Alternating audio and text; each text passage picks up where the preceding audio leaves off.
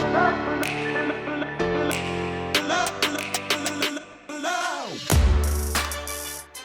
I'm Jim Huling, and I'm really happy to welcome you back to this episode of Execution Insights. And as we start the new year, I want to begin with a question that I think's been on my mind and following me into this new year. And I have a suspicion for many of you, it's a question you're wrestling with as well.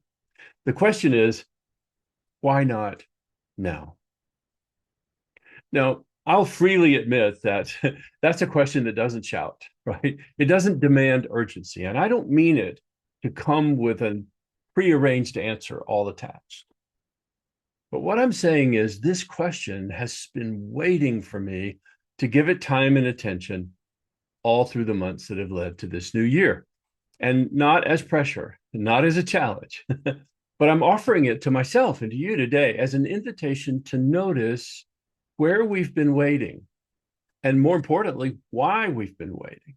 And I want to spend some time with that question today, not to answer it quickly or casually, but to take us deep into it. Because honestly, for many of the thoughtful leaders that I'm coaching today, the question isn't really about timing. It's really about hesitation. And more importantly, it's about how easily hesitation can disguise itself as wisdom. You know what I'm talking about? When we're really hesitating to make a decision, we feel that it's wise to go slow. We feel that it's right to take our time. And sometimes that's true, and sometimes it's just our way of avoiding having to choose. Now, rather than give you that as a principle, I'd like to tell you a brief story about my own experience as a CEO. I was in the middle of my tenure, in fact, as a CEO, when I was leading an organization that, thank goodness, was producing strong results. Our growth was very steady, and our reputation in the marketplace was incredibly solid. For several decades, we had offered a premium service, and it was one that I and everybody there was genuinely proud to be part of. In everything we did, the quality was high. And with some bias acknowledged, I'll say the team was exceptional.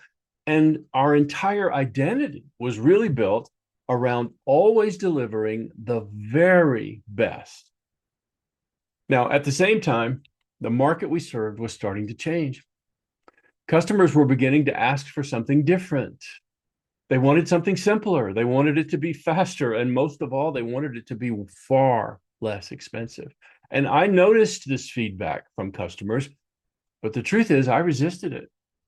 Not because I didn't see the trend, I did, but because I believed so deeply in what we offered. I didn't want to dilute the excellence that we were known for. I didn't want to, in other words, compromise the very thing that I felt had made us successful. So instead of acting, I waited. You might say I hesitated. Now, while I was waiting, I watched competitors begin to experiment with a different service level. And I could see already a small, steady loss of customers, people who didn't need or couldn't afford the full offering we were so proud to bring. And at first, that small loss of customers felt very manageable.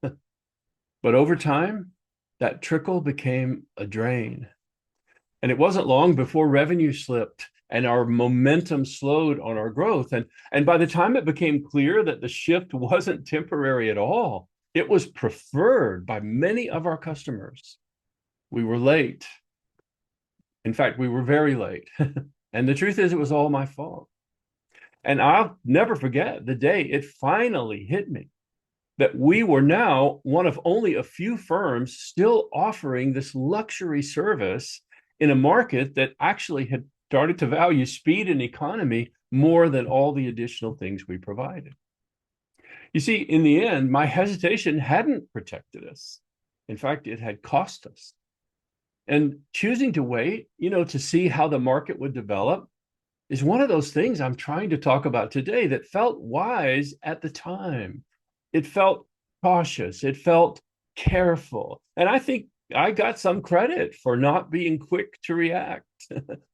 But today, the truth is pretty obvious. That waiting set us back almost a full year. It was hard to recover from it. Now, in my leadership journey, that was a very painful lesson. But the value of it is it changed how I understand hesitation in a way that has never left me. And today, as I coach leaders all over the world, I offer them this lesson that I had to learn the hard way. Hesitation doesn't usually feel like fear, but often that's exactly what it is. You know, it can feel like loyalty to a principle or a brand or a cause. It can feel like patience, like you're not a reactionary leader. It can feel like you are guarding what matters most, and all of that, when you express it, can feel so reasonable. And that's why hesitation can be so dangerous, because waiting is rarely, if ever, neutral. Now, there's a quote I've liked for years that I used to think was a little bit dramatic, just a little bit over the top. But after this experience that I'm sharing with you, I've come to see it differently. And I hold on to this quote that I want to offer to you today. It's an ancient quote, but it says, "On the plains of hesitation lie the bones of countless millions who at the dawn of decision sat down to wait." I don't think I could say that any more perfectly than the writer who first coined those words. But today, I don't hear that line as a warning anymore. What stays with me is how ordinary sitting down to wait can feel while something important is happening. How calm or how justified it might be. Today, I think about how costly. And this is what I see now in so many capable leaders. It's very much like an individual who has their foot depressing the accelerator and their other foot depressing the brake on a car that ultimately goes nowhere, right? And these are not leaders who are lost in any way. And they're not people who are disengaged. In fact, they're some of the most careful, conscientious, committed people I've ever known. But they are people whose experience has taught them that they have to always be so careful. So for those people, their competence has quietly become a ceiling. It's a place beyond which they can't seem to grow. Now, like me, they're not saying no explicitly. They're saying the softer, wiser version of it. They're saying not yet instead of no. And when I coach leaders now, I don't push them toward a dramatic change. They have to come to that place themselves. But I do ask them one simple question, and it's a question I keep asking myself to this day. Where in my leadership is there a quiet yes that's actually being held back by my need to wait? Do you know what I'm talking about? Now, not in everything, of course. Usually in just one place, a leader can pinpoint where they're holding back under the heading of being careful. One decision needs to be made, one conversation needs to be had, one place in their organization where it's more comfortable to wait than to show up fully. Because most of the time, it's not a lack of courage that holds us back. Not at all. You know what it is? An overabundance of caution. So as this new year begins, I'm not offering you this as a call to judge where you've been or the long road that brought us to exactly where we are today. No, in fact, this message is an invitation to honor everything that you've done and everything that you've learned along the way.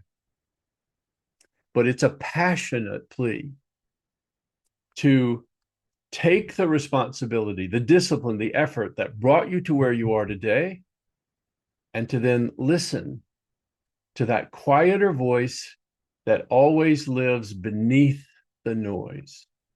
You know the one I'm talking about? The one you can only hear if you slow down and if you get still. Because even when every force in the world is urging us to be decisive and fast, and also to do what's certain or comfortable, there's a part of us that usually knows we're meant for something more. We're meant to have courage and boldness in these moments of decision. And that part of us doesn't demand a guarantee. In fact, we almost never have a guarantee. But what it demands, and what I think most leaders are longing for, is that sense of aliveness when we refuse to hesitate too long. When we're willing to reach, even when there's not any certainty to it. So, in this message today, which I offer you to start a beautiful new year where we always are, I'll end exactly where I began. Why not now? I'm saying it not as a demand and certainly not as a test. I'm saying it as an honest question from me to you that is so vital, it has no right to go away. In my own leadership, the most costly decisions were never the wrong decision, not even once. They were the decisions I kept postponing, even when I already knew better. So if this question is staying with you right now, if something is stirring, saying, yes, there's a couple of things I need to take a look at, it's time to act. Take that feeling as a signal. Now, you don't have to move quickly. You don't have to do anything risky or rash. But maybe this year, for all of us, becomes the year when we stop mistaking caution for wisdom. And when we come to those moments where everything urges us to play it safe, we find in ourselves the faith and the boldness to make the right move forward. I'm Jim Huling, and I hope you've enjoyed this episode of Execution Insights, and I look forward to seeing you in the next newsletter or podcast where we'll meet again. Take care, everyone.